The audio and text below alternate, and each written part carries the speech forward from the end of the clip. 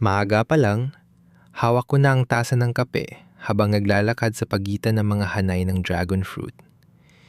Hindi ito yung tahimik na lakad lang. May purpose bawat hakbang.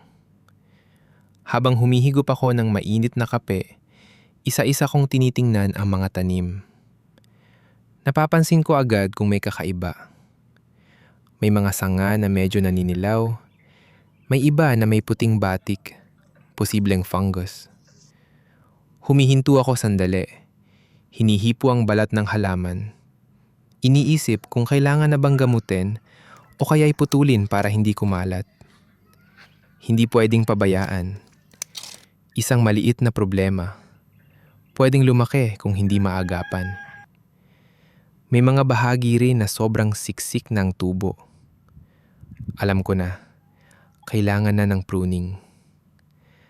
Kahit maganda tingnan na marami ang sanga, mas mahalaga ang maayos na daloy ng hangin at liwanag. Dito, nasusubok ang disiplina. Kailangan mong magtanggal para mas lalong lumago.